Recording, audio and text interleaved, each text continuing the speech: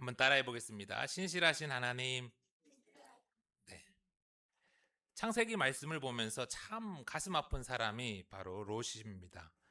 처음 아브라함과 함께 갈대아 우르를 떠날 때에는 참 가능성이 크고 기대가 되는 젊은이였는데, 그 뒤에 가나안의 자리를 잡고 아브라함과 어깨를 나란히 할 정도로 부자가 되었는데, 결국에는 아브라함을 떠나서 소돔에 살다가는 실로 비참한 최후를 맞이하죠. 평생을 일군 모든 것이 소돔과 함께 다 불타 사라지고, 급기야 아내까지 소금 기둥이 되어버린 롯. 그는 두려움에 소아를 떠나게는 되었지만, 그리고 산에 있는 동굴에 들어가 살았지만, 그만 술에 취해서 두 딸을 임신시키게 됩니다. 그렇게 태어난 아이들이 이스라엘을 오래오래 괴롭게 한 모압과 암몬의 조상이 되었다는 슬픈 이야기로 롯의 인생은 그렇게 끝이 납니다.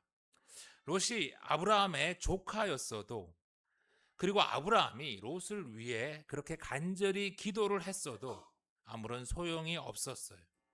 여러분, 롯의 최후만 그럴까요? 소돔에 사는 사람들, 교회에는 오지만 여전히 마음이 소돔에 있는 사람들, 예배에는 참석하지만 여전히 하나님과 바알 사이에 머뭇거리는 사람들, 성경은 그들의 마지막이 롯과 다를 바 없다고 합니다. 그런데 목사는 그런 말을 잘 안 합니다. 왜요? 그런 말 하면 교회 오는 사람들이 싫어하니까. 그럼에도 성경은 분명하게 그렇다라고 하죠. 그러니 우리는 싫어도 들어야 합니다. 롯과는 다른 길을 가야 하죠. 예수생명교회에는 롯과 같이 최후를 맞는 이가 하나도 없기를 간절히 바랍니다. 롯의 비참한 최후를 담담히 묘사한 성경은 더 이상 롯에 대해서는 언급하지 않습니다. 대신 하나님의 시선이 아브라함에게 옮겨갔음을 말하죠. 아니, 하나님의 시선은 어쩌면 처음부터 아브라함에게 있었어요. 20장 1절 말씀 다시 들어볼게요. 아브라함이 거기서 네게부 땅으로 옮겨가 가데스와 술 사이 그랄에 거류하며 아브라함이 거기서 다시 네게부 땅으로 옮겨갑니다. 거기는 아브라함이 지난 20년 동안 하나님과 교제하면서 살았던 헤브론, 마물의 상수리 숲풀입니다. 그랬던 아브라함이 그 많은 식구들을 다 데리고 오늘 삶의 터전을 네게부 땅으로 옮기는 거예요. 여러분, 아브라함은 왜 정든 마물의 상수리 숲을 두고 네게부 땅으로 옮겨갔을까요? 그건 아마도 소돔과 고모라, 그리고 사해 주변의 그 성읍들이 하나님의 심판으로 다 멸망했기 때문일 겁니다. 아브라함의 주력 산업이 뭐였죠? 목축업, 양을 길러서 파는 거였어요. 그런데 무슨 일이 생겼습니까? 양을 사주던 소돔과 고모라, 그리고 주변의 성읍들이 하나님의 심판으로 하루아침에 다 멸망한 거예요. 키운 양을 사줄 사람들도 다 사라지고, 거기다가 온 땅이 불과 유황으로 다 덮여버려서 양들이 먹을 풀마저 사라져 버린 것입니다. 우리는 종종 악인의 심판을 기뻐합니다. 뭐 그럴 수 있어요. 우리를 괴롭혔던 일본 또 중국이 이렇게 큰 지진이 나고 뭐가 돼서 망해버렸으면 좋겠다 그럴 때도 있죠. 그런데 여러분, 만일 일본이 지진으로 막 가라앉아 버리고 중국이 원자력 발전소가 막 폭발해 버리면 우리가 막 기쁘고 행복할까요? 물론 잠시는 그럴 수도 있지만, 지금은요, 너무나 많은 사람들이 왕래하고 너무나 많은 산업이 일본과 중국과 관계된 일을 하며 살아간 텐데요. 올해 26년 한 해 동안만 중국인이 671만 명이 역대급으로 한국을 찾는데요. 일본인도 무려 400만 명이 한국을 찾는데요. 뭐 우리 불경기라고 난리인데 그 사람들 없으면 안 돌아가는 거예요. 이제는 너무나 많은 분야에서 우리는 더불어 함께 살아가게 되었습니다. 순망치안이란 말이 있죠. 입술이 없으면 이가 시리다 이런 말처럼 이젠 옆 나라의 아픔이 마냥 우리의 기쁨이 될 수는 없는 겁니다. 도리어 이웃의 아픔은 곧 나의 아픔이 되기도 하지요. 그러니 원수 같은 이가 혹시 우리를 마음 아프게 속상하게 할지라도 그가 심판을 받아서 망해버리기보다는 그가 회개하고 거듭나기를 바라는 게 더 지혜로운 길 아닐까요? 그래서 우리는 그들에게도 복음을 전하는 그런 예수 생명교회가 되었으면 좋겠습니다. 그런데 여러분, 소돔과 고모라가 심판을 받아서 사라진 것처럼 우리의 삶에 이런 큰 변화와 위기가 닥치면 어떻게 해야 하나요? 뭐 간단하죠. 하나님께 묻고 기도해야죠. 그런데 오늘 아브라함이 또 어떻게 했습니까? 안타깝게도 성경은 아브라함이 기도했다는 말을 하지 않아요. 여러분, 기도 안 하면 어떻게 됩니까? 문제가 생기죠. 오늘 성경은 아브라함이 네게부 땅으로 옮겨갔다고 합니다. 네게부 앞에는 정관사 하가 붙어 있어요. 그러니까 아브라함이 전에 한번 갔었던 그 네게부를 말하는 거예요. 창세기 12장 9절 읽어주세요. 네, 그의 아내 사라를 자기 누이라 하였으므로 그랄 왕 아비멜렉이 사람을 보내어 사라를 데려갔더니 땅의 기근이 심해져서 애굽으로 가던 길에 있던 남방이 바로 오늘 네게부였고요. 아브라함이 이미 수십 년 전에 한번 갔었던 곳입니다. 그때 그 가던 애굽에서 무슨 일이 있었죠? 애굽에 있던 사람들이 그 사라의 심히 아름다움을 보고 사라를 바로의 궁으로 데려간 일이 있었잖아요. 아브라함과 사라에게 큰일 날 뻔했었던 애굽의 아픈 기억이 있었기에 이번에 아브라함은 머리를 써가지고 애굽이 아닌 가데스와 술 사이에 있는 블레셋 땅 그랄이라는 곳으로 가서 거주하게 된 거예요. 지도를 탁 보여줘야 되는데 오늘 안 나오니까 나중에 유튜브에 가서 꼭 한번 확인을 하십시오. 이 그랄은요, 블레셋의 주요 성읍으로 가사 남쪽이자 부엘세바 북서쪽에 위치한 비옥한 해안 평야지대입니다.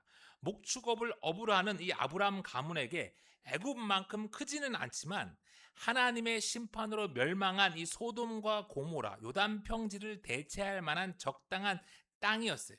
그래서 아브라함은 그걸 골라서 그랄로 간 거죠. 그런데 아브라함이 기도하지 않고 하나님께 묻지 않고 머리 굴려서 간 그랄 땅에서 또 무슨 일이 벌어졌습니까? 2절 그의 아내 사라를 자기 누이라 하였으므로 그랄 왕 아비멜렉이 사람을 보내어 사라를 데려갔더니 애굽에서 있었던 일이 다시 똑같이 반복이 됩니다. 20년이 넘는 세월이 지났는데 그동안 하갈과 이스마엘이 태어난 그런 일도 있었는데 또 바로 얼마 전에 소돔과 고모라가 하나님의 심판으로 멸망당했는데도 아브라함은 거기서 아내 사라를 다시 누이라고 속이는 그런 일이 일어난 거예요. 왜 그랬을까요? 11절에 보니까 아브라함이 이르되 이곳에서는 하나님을 두려워함이 없으니 내 아내로 말미암아 사람들이 나를 죽일까 생각하였음이요. 아브라함이 새로 이사간 그 그랄 땅 사람들을 보니까 그들은 하나님을 모르는 거예요. 그러니까 당연히 하나님도 두려워하지 않고 그러니 자기를 죽일 것 같다는 그런 두려운 생각이 사로잡은 거예요. 그래서 거짓말을 한 거죠. 그런데 여러분, 아브라함만 그런가요? 오늘 성경은요, 이 믿음의 조상이라고 하는 아브라함의 이 잘못을 적나라하게 감추지 않고 다 보여주면서 무엇을 말하는 걸까요? 저와 여러분도 그렇다는 겁니다. 기도하지 않으니 두렵고요. 두려우니 다시 잔머리 굴리고요. 그러다가 상황은 더 나빠지고 이런 아브라함의 모습이 바로 우리의 모습이라는 것이죠. 그런데 이렇게 같은 잘못을 반복하는 참 딱한 상황임에도 무슨 일이 벌어집니까? 3절에 보니까 그 밤에 하나님이 아비멜렉에게 현몽하시고 그에게 이르시되 내가 데려간 이 여인으로 말미암아 내가 죽으리니 그는 남편이 있는 여자임이라. 아브라함의 거짓말 때문에 그랄 왕 아비멜렉이 사라를 궁으로 데려갔어요. 아브라함의 죄로 말미암아 아브라함의 가정도 아비멜렉의 가정도 다 풍지박산이 될 뻔한 위기의 순간이었어요. 그런데 바로 그때 하나님께서 다시 개입하셔서 역사하시죠. 사람들은 종종 내가 열심히 기도하고 내가 열심히 신앙생활을 해서 나의 믿음이 유지가 된다고 생각을 합니다. 그런데 정말 그런가요? 오늘 성경이 뭘 말하고 있죠? 우리가 구원받은 것뿐만 아니라 우리의 믿음이 유지되는 것도 우리의 의지와 우리의 노력이 아니라 하나님이 우리를 포기하지 않고 하나님이 끝없이 우리를 위해 일하시기 때문이라는 거예요. 헤셋, 하나님의 신실하심이 우리를 살리는 거예요. 그러니 자신의 믿음을, 자신의 행위를 자랑할 수 있는 이는 하나도 없어요. 로마서 3장 10절에 기록된 바 의인은 없나니 하나도 없으며 깨닫는 자도 없고 하나님을 찾는 자도 없고 다 치우쳐 함께 무익하게 되고 선을 행하는 자는 없나니 하나도 없도다 라고 말하고 있죠. 여러분, 우리가 하나님의 자녀된 것도 하나님의 자녀로 살아가는 것, 이 모두 다 하나님의 은혜요, 하나님의 헤세드, 하나님의 신실함 때문임을 잊지 않기를 바랍니다. 그런데 여러분, 여기서 우리가 한 가지 잘 이해가 되지 않는 게 있습니다. 4절부터 보니까요. 4절. 아비멜렉이 그 여인을 가까이 하지 아니하였으므로 그가 대답하되 주여 주께서 의로운 백성도 멸하시나이까 그가 나에게 이는 내 누이라고 하지 아니하였나이까 그 여인도 그는 내 오랍이라 하였사오니 나는 온전한 마음과 깨끗한 손으로 이렇게 하였나이다. 그랄 왕 아비멜렉은 사라를 왜 데려갔을까요? 애굽에서 바로는 사라가 심히 아름다웠다고 해서 데려갈 수도 있었을 것 같은데 지금은 그로부터 20년도 더 지났어요. 지금 사라의 나이가 얼마입니까? 90입니다. 90. 90의 할머니예요. 비록 그랄 왕 아비멜렉이 애굽 왕 바로보다는 좀 힘이 약했겠지만 그래도 왕인데 젊고 아름다운 여인들이 꽤 있었을 텐데 도대체 아비멜렉은 왜 90 다 된 할머니를 궁으로 데려갔을까요? 이 이해할 수 없는 사건에 대해서 학자들이 몇 가지 답을 이렇게 내놓았죠. 첫 번째는 이 고대에서는 왕들이, 힘 있는 자들이 이 아내를 맞이하는 것은 단순히 외모 때문이 아니라 이 다른 세력과 집단과 동맹을 맺기 위한 정치적 수단으로 썼다는 거예요. 이 당시 아브라함은 그냥 일개 유목민이 아니었어요. 북방의 그 연합군들을 격파한 가나안의 영웅이었죠.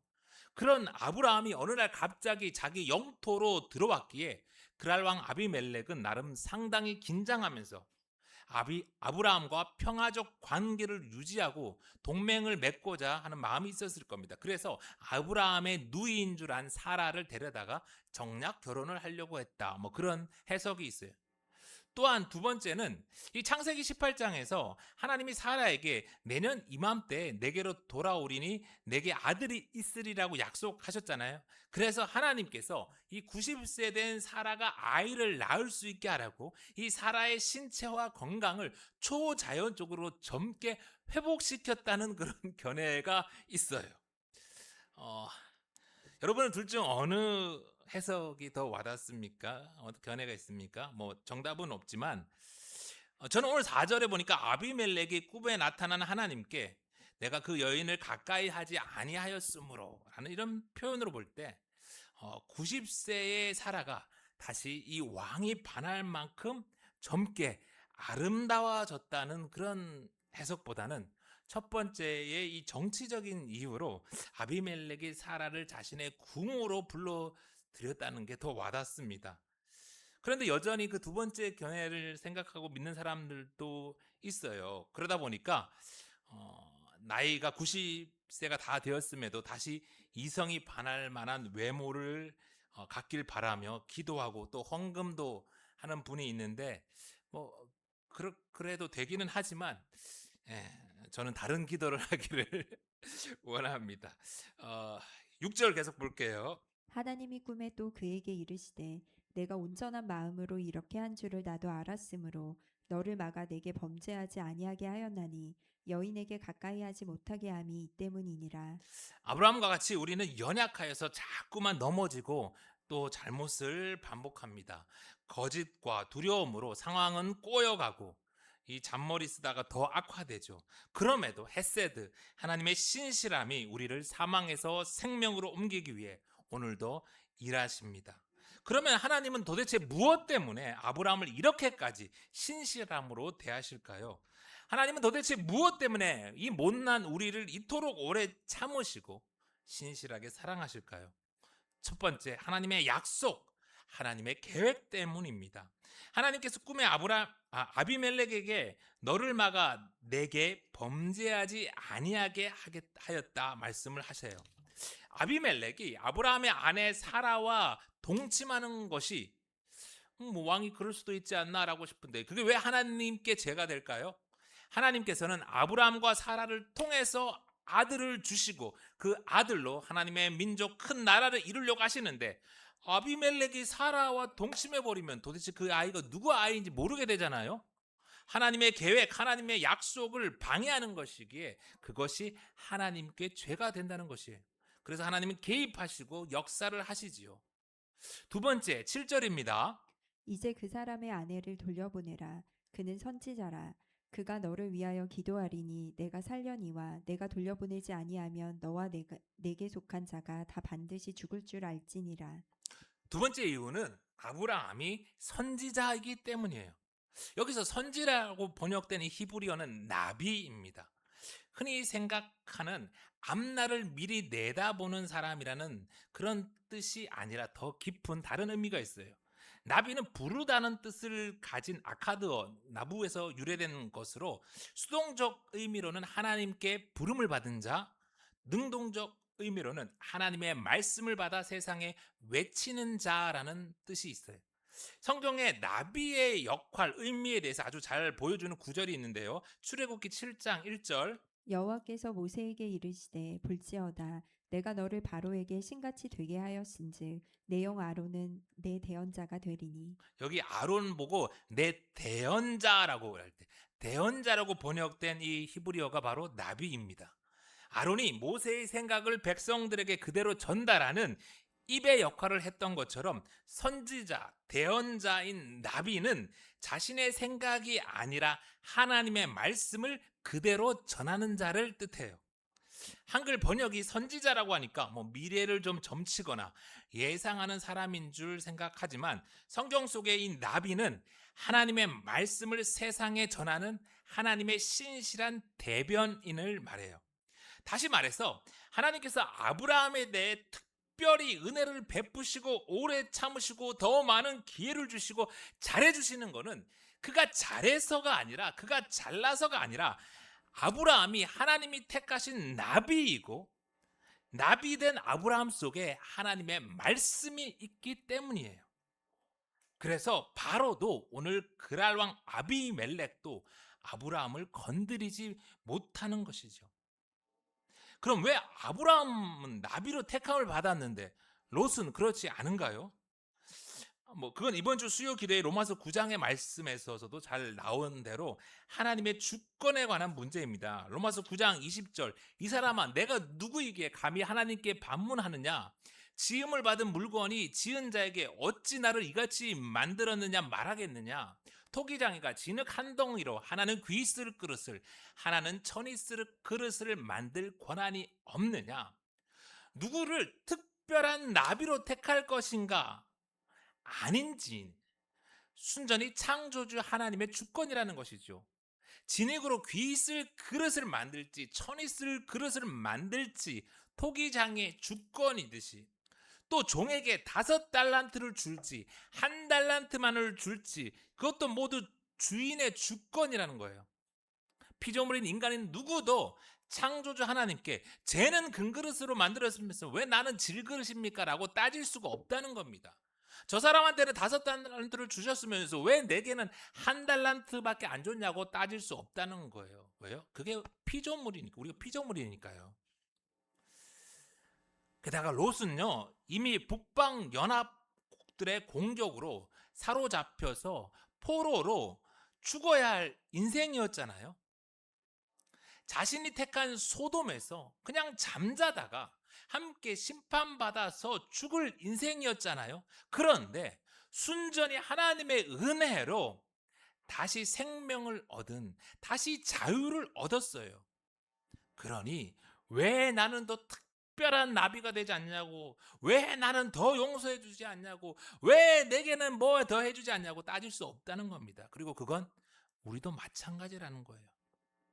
그렇다면 우리는 여기서 매우 중요한 지혜를 얻게 됩니다. 하나님께서 사랑하시고 하나님께서 신실하심을 나타내는 피조물이 되려면 어떻게 해야 할까요? 금그릇은 아닐지라도 5달란트는 없을지라도 우리는 나비가 되면 되는 겁니다. 우리가 잘나서가 아니라, 우리가 잘해서가 아니라, 우리가 하나님의 말씀을 품고 우리가 하나님의 말씀을 전하는 하나님의 신실한 나비가 될 때 하나님이 우리를 존귀히 여기시고 우리를 위해 일하시고 우리를 위해 싸우시는 거예요. 돈을 많이 가질 때가 아니라, 세상의 힘과 명예와 권력을 가질 때가 아니라, 우리 안에 하나님의 말씀이 있을 때 우리는 존재가 변하는 거예요. 베드로전서 2장 9절. 그러나 너희는 택하신 족속이요 왕 같은 제사장들이요 거룩한 나라요 그의 소유가 된 백성이니 이는 너희를 어두운 데서 불러내어 그의 기이한 빛에 들어가게 하시니에 아름다운 덕을 선포하게 하려 하심이라. 하나님이 아브라함을 부르시고 복 주신 이유는 세상이 아브라함을 통해서 참된 복이신 하나님을 알고 하나님 백성 되게 하기 위함이었듯이 우리 또한 마찬가지입니다. 이를 위해 하나님은 우리를 왕 같은 제사장으로, 거룩한 나라로, 하나님의 소유된 백성으로 부르셨어요. 아멘. 그런데 오늘 아브라함은 어떻게 했습니까? 9절. 아비멜렉이 아브라함을 불러서 그에게 이르되 내가 어찌하여 우리에게 이렇게 하느냐 내가 무슨 죄를 내게 범하였기에 내가 나와 내 나라가 큰 죄에 빠질 뻔하게 하였느냐 내가 합당하지 아니한 일을 내게 행하였도다 하고. 두려움에 그만 거짓말을 했고 또 모두 망할 뻔한 잘못을 저질렀고 그로 인해 공개적으로 큰 창피를 당하지요. 여러분, 그래서 우리는 하나님의 백성으로 하나님의 백성답게 살아야 합니다. 돈이 목적이 아니라, 권력이 목적이 아니라 왕 같은 제사장으로, 거룩한 나라로, 하나님의 소유된 백성으로 살아야 합니다. 그래야 우리 안에 있는 하나님의 말씀이 세상에 전파되고 하나님의 나라가 확장됩니다. 그런데 하나님의 백성이 거짓말하고 그릇된 삶을 살면 나름 세상에서 정직하게 사는 그랄 왕에게 도리어 꾸지람을 듣는 일이 일어나는 거예요. 여러분, 오늘 그랄 왕에게 이게 수치를 당하는 아브라함의 모습을 보면 오늘 세상으로부터 손가락질 당하는 우리 교회 모습이 아닙니까? 드라마, 영화 이런 데에서는 얼마나 교회와 목사가 조롱과 지탄의 대상으로 나오는지 참 속상합니다. 그럼 어떻게 해야 할까요? 11절.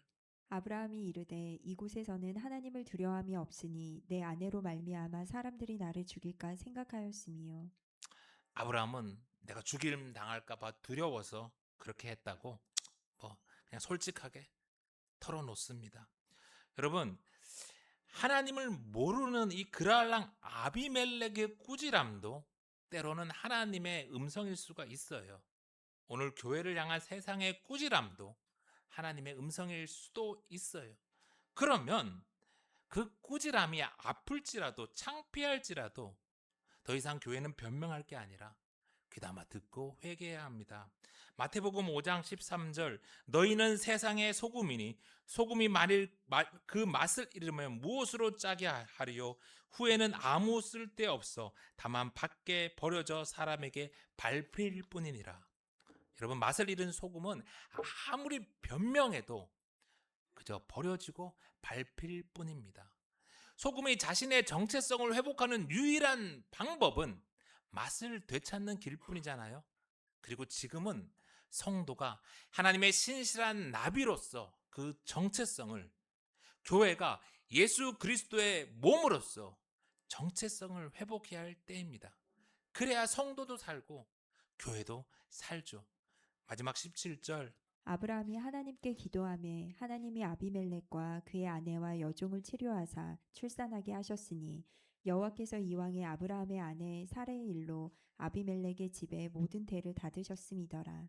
자신의 잘못, 자신의 비겁함 다 인정하고 다시 하나님을 찾고 다시 하나님께 기도한 아브라함.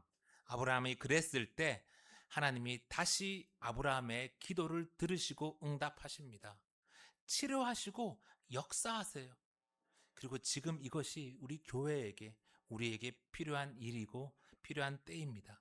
말씀을 마칩니다. 우리는 여전히 잘못을 반복하는 참 못난 성도입니다. 그럼에도 우리를 나비로 택하신 하나님의 헤세드, 하나님의 신실하심이 변하지 않습니다. 그러니 오늘도 하나님께서 우리를 부르시고 복 주시고 강한 나라 되게 하신 그 하나님의 부름에 맞게 신실한 하나님의 나비로 예수 생명의 복음을 전하는 거룩한 나라 하나님의 백성으로 살아가는 저와 여러분이 다 되기를 간절히 소망합니다.